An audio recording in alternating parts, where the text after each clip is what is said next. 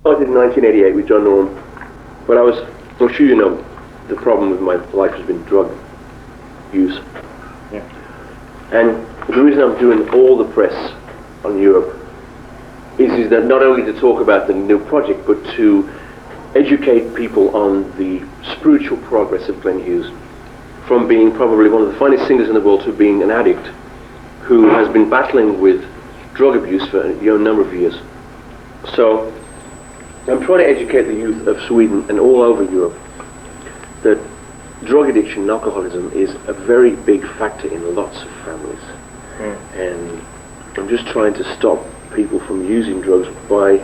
It took me 18 years to get clean. And only because of the grace of God that I'm clean today. So I'm just really hoping that people will look at me and go, my God, he's finally got his shit together. But it took 18 years for that. You look quite healthy. I am very healthy. How long have you been clean? 14 months. 14 months. Yep, 14. One... Problems? Problems with yourself? No problems? No problems at all. It's because I work steps. I work steps, and the steps are spiritual guidelines and to take the obsession away. It's like I work a program with God. It's very heavy, but it works for me. Can you go on with that when you say only with the help? It's with God? When you have an addict, such as myself, who is addicted, he either accepts God or he doesn't. And there's only one who can save you, and it's God. My God is my God. I don't know who your God is, but I have a vision of my heart. It could be anything you want it to be. I have a higher power. It's something greater than you and I that gives us this road we live on. And I firmly believe that God has things planned for me. So, for me, it's something that when I talk to you, it's almost like someone else talking. I feel I'm doing his work by talking to you about it. It's a very selfish program I live. I want people to know I'm clean. So I didn't choose to be an addict, I just became one. Yeah. Do you consider yourself to be Christian? Very much so. Don't go to church that often, but I don't need to. My church is in my soul. As I've been Christian for a long time myself, I always found the churches. I never been so weak as a Christian as I was when I was within the church, because I had never any outdoor pressure.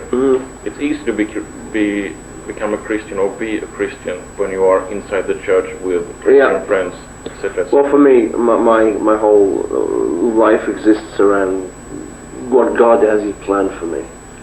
And I don't fool with that. I accept Him, and that's the way my life is now. Okay, great. Though I think you've done some great contributions after the Hughes and Throw albums, such as John Norum, the KLF single, etc. I do think that this new album, which I've heard on tape, is the big comeback with capital letter C. You think so? Yeah. Well, it's really nice to know. When I did the album, I thought that this is a little blues project. It's going to fill a couple of weeks of my life. I'll do the album, I won't promote it, I won't go and talk to people. But as I started singing this project, and I looked at the lyrics are all about what we've just been speaking about. It's a letter to God, it's a letter to my family, it's a letter to my fans. It's a grieving letter, a grief letter to say bye-bye from the past. It's an end of an era. It's the end of book number 1. This is now book 2. This is a new beginning for Glenn Hughes. This is a very new day for someone that's had a... Well, look at Aerosmith, Ozzy Osbourne, Elton John, Eric Clapton. These artists have been heroin addicts and cocaine addicts. They are now enjoying, without doubt, the finest reggae music of their life. For me, my platinum album this year is my spirituality's return. That's the only thing. If I have my spirituality and I have my oneness with God, everything else is secondary. If I'm working my program, everything else is secondary, because I'm walking towards the light. I feel that power now. Yeah. A bit boring for people that want to read about rockstar excess, but I know how to keep focus today, and my focus is not to hang out with crazy people in bars, not to go I just got to do what I got to do. You know, I mean, I've got a lot more work to do yet. Yeah. Is it meant to be your Nils album from the beginning? This no, you know what I was frightened of. It says LA Blues Volume 2, Glenn Hughes Blues. Glenn Hughes Blues is what anything I could sing, you know, of the day could be blues, you know. But the Glenn Hughes album I'm going to make next year is going to be Glenn Hughes nothing. It's not going to be hidden behind the blues. It's going to be like a mainstream, radio accessible, 5 or 6 singles deep, you know. I've already started writing for it, some wonderful songs. So the next record is going to be more of a top 40 album. Yeah. I was a bit disappointed when Anders sent me the cassette and it was LA Blues Authority. That was someone else. You know, my manager was real concerned by sending mixed messages out in the business that this album isn't really a comeback album, it's a stepping stone towards the next one. Because the first Glenn Hughes album, the big one, is going to be received by a major label and it's going to be, you know, the big thing. This is, you know, I did this album for selfish reasons. I did it just to sing about my recovery. So I was visiting Simon Robinson last year in May, and we were listening to your solo album, and it hasn't come out. What happened to that? Oh, that one? Yeah. That's an album with the songs that I wasn't quite happy with. And the guy that was producing it did a real bad mix. And when I was at Warner Brothers, I never met one executive. The team of people kept me away, so I never got to talk to anybody from the office. So when they told me that the album wasn't coming out, I couldn't do anything about it. If I'd been working with somebody on a day-to-day level, we don't like this, we like this, it would have been fine. But I had nobody telling me what was going on. But you wanted it to come out? Oh, well, you know, I like it to come out, but I like to get the tapes and mix them myself. And add some more guitar or take something out and remix it. Do you like that album? Yeah. It's alright. It's not the best work, but it's okay. Well, but, yeah. This new album, did you write the songs yourself? No. Craig Erickson, who is the rhythm guitar player on most songs, from Iowa in the States, wrote all the music except one song, two songs which I wrote on my own. And Richie Kotzen wrote a song from Poison. Craig wrote the music, and he'd send the dads to my house, and I would go downstairs in my studio and I'd write lyrics and sing. So all the melodies and lyrics you hear on this record are Glenn Hughes originals. So it's something I created rather than someone else created. You know. Okay, but to start this album, we'll call it LA Blues Authority Glenn Hughes. Is that the slow start which you appreciate or like it with? I think I prefer it that way, Dennis. It's something that needs to be done on this project. Okay, tell me about the recording and the songs and the musicians on the album. I started writing September 1st, and October 1st we went in the studio. Took 3 days to rehearse, and I laid down the drum and bass tracks in 2 days. Then I did the vocals in about 34 hours, all straight through. I just went like a crazy man. And then I had all the guys, guitar players, come in each, like some guys in the afternoon and some in the evening. I didn't want them bumping into each other because guitar players are weird. So, you know, so I had them come, you know, some in the middle of the night, some in the morning, and, you know, so but Mick Mars, people say Mick Mars can't play guitar, but he played wonderfully on slide guitar. Plus I'm doing Motley Crue next month, so it was like we were working together anyway. But of course John Norum is one of my favourite guitar players, so working with John could have played the whole album himself, but Mike Varney wanted like another guitar album, you know. I said, why, for Christ's sake, if you hire Glenn Hughes, do you want all these guitar players? He said, well, I get this cult audience. I said, well, cult schmult, this is a mainstream voice here, you don't need like millions of heavy metal, you know. So I tried, he wanted more crazy, shrieking guitars, and I tried to make them play more bluesy, which I think I did.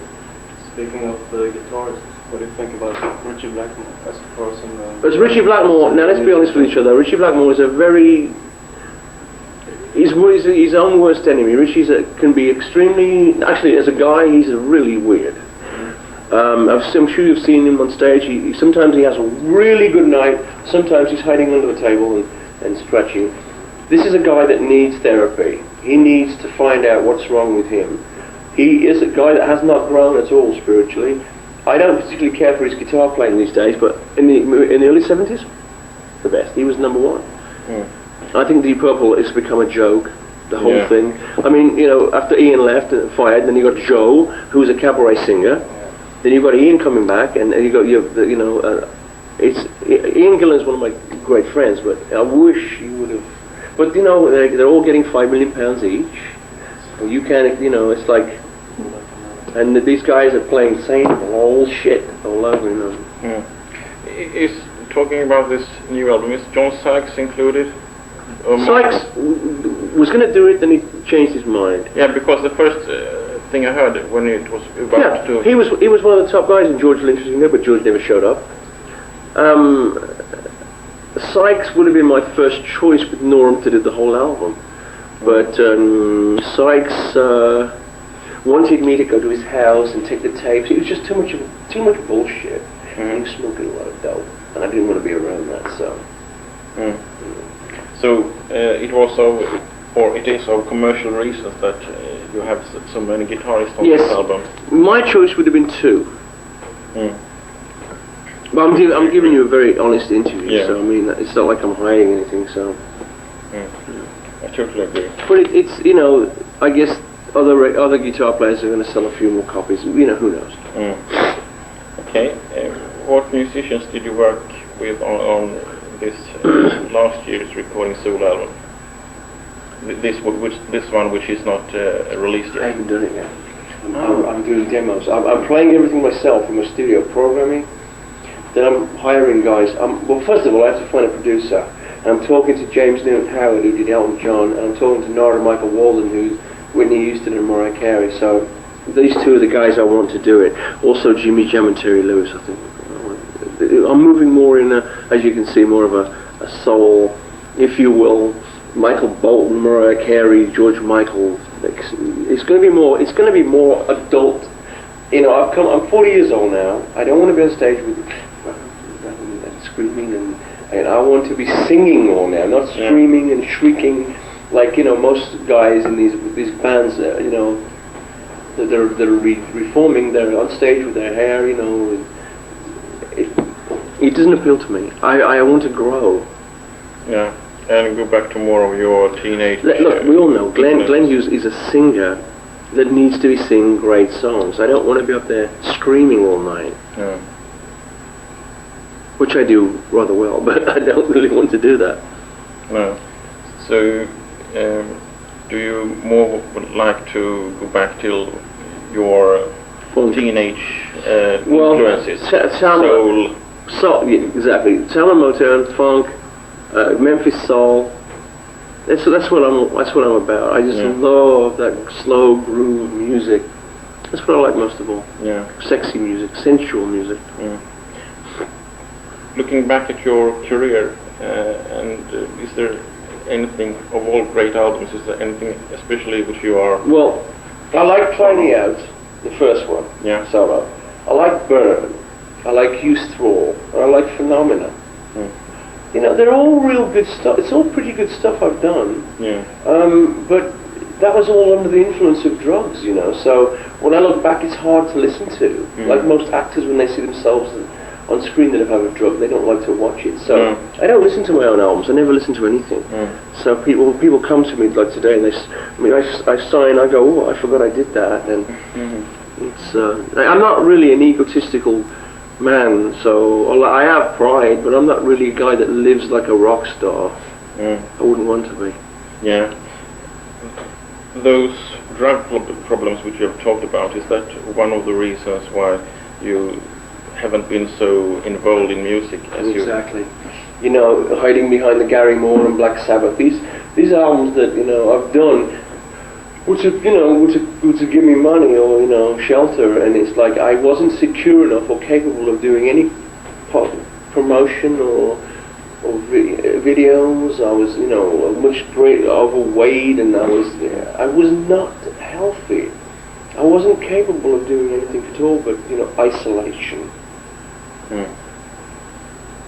But the Black Sabbath album is great. It's a good album, It's good. but it's good, but it should be called something else. Maybe Glenn Hughes and Tony Iommi or something. Definitely. How did you get in contact with John Norum? Well, Anders, I called Anders when John left the Final Countdown. I saw a live concert footage of John playing live, and I thought, whoa, this kid is really good, man. Yeah. This kid, whether he's from Sweden or whatever, he's great. So John called me up, and we flew to London to meet each other. Then we started to work in '88, but I was so into speed and cocaine in Stockholm that I just couldn't focus. So I went home. Then I got in the gig with Dokken, and then after Dokken we did Face the Truth. So it took about 3 years for us to do the album. But, you mentioned Ian Gillan before. Is it true that you have written songs together with him? I wrote one song, just sort of jamming thing, about 16 months ago, right before I got clean. we had a wild drink. Do you plan to record it? Well, Ian and Anders are best friends, and I'm Anders, with the three of us. So we always pass messages on through Anders and Ian wants to do an album with me, and I'd like to do one with Ian, but it's just a matter of. I think it'd be great, the two of us, because it's another link in the chain, which Purple fans would love that. Yeah. If we did that, wouldn't they? So maybe so. Do you have any contact with him now? Yeah, Ian, we both call each other. I mean, Ian's a real nice human being. Very smart, very street, very big. The kind of guy I like to be with. Yeah. I also work as a concert promoter, so I did one gig with Ian Gillan. You did? Yeah. Cool. 1 year ago. Yes. Last March, May. How was it? April. So I would like to say, and that because that Ian Gillan is during that time was more outlandish than I wanted him to be. Oh yeah. No commercial at all. Didn't include any keyboard player, and the songs he played was not the songs which the fans expected. Yeah. I appreciate not doing the hits of Deep Purple, but still, I think I admire his what he did, but I think many people was disappointed. Yeah. Yeah. But me, as a hardcore fan of everything with Deep Purple, appreciated him to be took that position. I used to manage the Deep Purple fan club here in Scandinavia. Really? Yep. You still are? No. And I stopped that 1982 because I thought that the Who's that? Ian. What the hell's he doing with the guitar? Reading Festival 1978. And what the hell's he doing with the guitar? He can't even play the guitar. Cool. So you can keep these if you like, and take a quick course in Swedish. I like that. Well, there's a good guitar player. Yeah. Yeah, cool. Anyway, how is your own ranking on the Deep Purple albums, with you included? The three albums I did, the studio albums, are great. I did great performances on each one. I think Burn is a classic. Yeah. Because you have 5 guys that were all fresh. We have the two new men, me and David, and Richie was not so weird then because it was all brand new again. So we all went in there and we wrote. My name doesn't appear on the credit for writing, but I did. I just had to delete it because I was with another publisher. So I wrote a lot of stuff on that album. Sail Away the Riff and Might Just Take Your Life. I wrote lots of riffs. So it was fresh. But by the time of Stormbringer, Richie knew what I was coming from, and he was just an asshole to work with. On Holy Man, on his slide guitar, he wouldn't play it. He got a bottle and he right. I said no.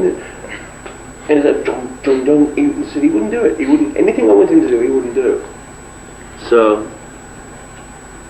but when he hired me, he should have known I was not a bass player like Roger Glover. He should have known that I was going to change the basic line of the underneath of the band. It was going to be more funky, but Roger played lots of 8 notes and I played half-time. So it was just different. Is it anything that you, in particular, that you miss from that time, from the Purple time? I miss the airplanes and the limousines and the women and the, you know, but that's the time I started getting addicted to cocaine, so it was a hard time for me. I think that Come Taste the Band is a quite underrated album. So do I. I think a lot of fans like that one. Yeah.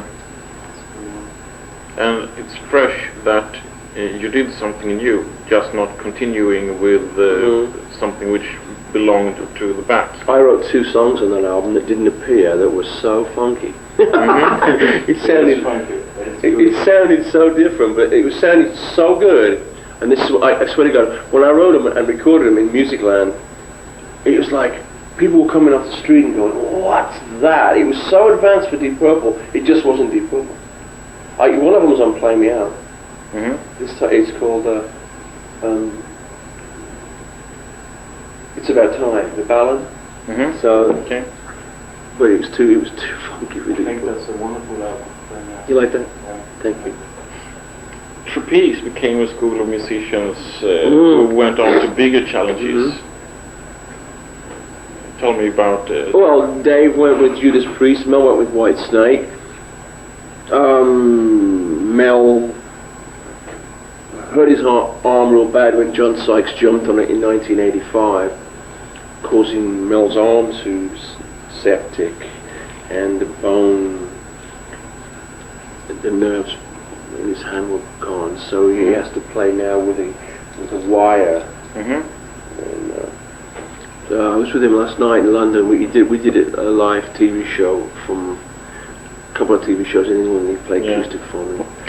Were you all in Trapeze from the same neighborhood? Well, Mel and I are from the same town in England, Cannock, and Dave is from Northampton. Mel and I are like brothers, you know. And what I was just talking to my manager, the Trapeze thing is still looming. You know, it's like we've got this thing up here. Japan wants us to come over and do a live album for a Japanese company, and we're thinking about doing it. But I'm just this far away from signing a major label deal in America, and I'm trying to add Trapeze onto my option to sign with them. So that's what's going to happen probably. I'm this far from signing the big deal. You know, so it's in the next couple of months I'll have a. You did some shows with Trapeze last year, didn't you? It's wonderful. I was watching one in London. Were you there? Yes. I remember. Were you down the front, weren't you? Yeah, exactly. Did I shake your hand? Yes. May 16, 1990. I remember you. Yes, I do remember you. Because you were very happy to be there. I remember that. Yeah. It was good, wasn't it? You mentioned something about a live album. You said something. We were recording the live album that night. Yeah. And remember the bomb scare, and I was so frantic, and I was on stage, and I was so wound up. When I listen to the album back, it sounds it's great. Yeah. But there's maybe we can fix it in the mix, you know. I remember you. I remember you now. Oh, that's great. You were right. I was. You were right there. You were right down there. Yeah, you remember my hair.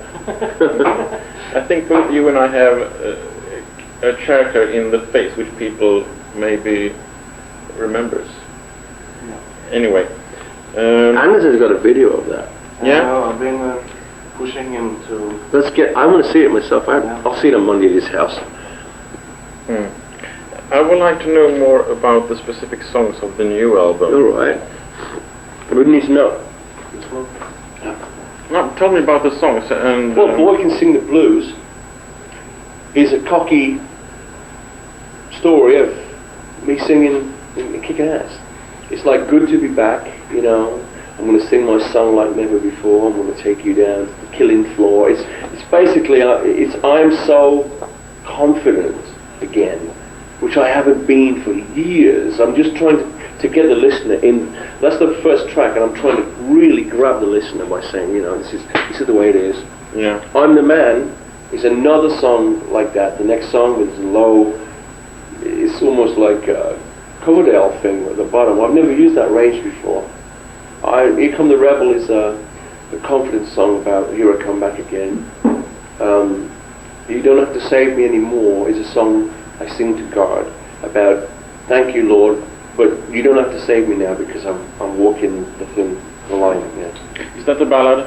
No, I've got so much left to give. Is the song where I thank Lord for giving me food and water and for walking me through this hard time, because now I've got the love to give back that He's gifted me. Of being of service to people. Yeah. Shake the Ground is, I wrote it when the earthquake in LA last year. It was just when I just wrote Shake the Ground. It just happened to, Hey Buddy, You Got Me Wrong is a song I wrote to coke dealers across the world to stay away from me. Hey Buddy, You Got Me Wrong is like, you don't know me anymore. I don't know you. I sing the lyric, I saw you at the ball game, you thought I looked okay. Okay, you got in my face and I missed a double play. It's just about, I'm trying to tell people to stay away that have got drugs. Have you read the book? It's about the Bible. Life of Misery is about exactly what the lyric is. I won't live a life of misery anymore. Enough is enough. Can't Take Away My Pride is about you can't take away the obsession of music. It's like this is Glenn Hughes singing about music. A Right to Live is about I have the right to live a life, and I'm singing it to God again. It's very, very emotional. Okay. First time I listened to the album, it wasn't like wow, as some albums are. But now when I listen to it 3 or 4 times, I think it's a really great album. Cool. And that's why I said... Well, this is wonderful news. Because everywhere I go, people say the same thing, and I'm going, I wonder if people are going to like this album. But everybody likes it. I haven't heard it yet. So. Okay. It's like he says, it takes a few listens. Yeah. It's not a major Glenn Hughes pop album. It's not like a major, it's just different. Yeah. Quality music always grows. Well, this I'm glad you like it. It makes me happy. Yeah. And that's why I said I see it as a big capital letter comeback. Well, that's really lovely. I really appreciate that. Yeah. Anyway, is there any other contemporary music of today? Prince, and more Prince. Really? Yeah. Yeah. Okay. Anything Black else? Crowes, Alice in Chains. That's about it. Mm. I mean, when you think when I'm talking about people, I would definitely have to say are up there. Yeah. Alice in Chains coming up. Prince forever. He just kicks my ass. And Black Crowes because of their swagger, and I just like that. I think Chris Robinson's incredible. Mm. Okay. Is it true that they have written songs together with Madonna's guitar? Paul Pesco, great guitar player. Anders has got the demo. It's really good. It's really good. Glenn Hughes plays house music. Really? Yeah, a little bit, yeah. It's good. Did you enjoy the KLF project? Of course I did. When I heard that guitar riff, I went, shit, I'm going to sing the shit out of this. It's easy. You do it well. Yeah, it's good, isn't it? Yes. There seem to be quite many musicians nowadays who start to think about afterlife, and it's not so. As I've been in the business for quite some while, I think nowadays it's not so much pathetic today about women and drugs and all this. Mm-hmm. I met quite many musicians last years who, as yourself, became Christians. I'm glad, but I must say I'm a bit surprised. Yeah. Well, for me, it was a natural. I've been striving for that for years. I always was spiritual. I just couldn't quite get the grasp of it. For me, to say I don't believe in God would for me to say that I still use drugs, because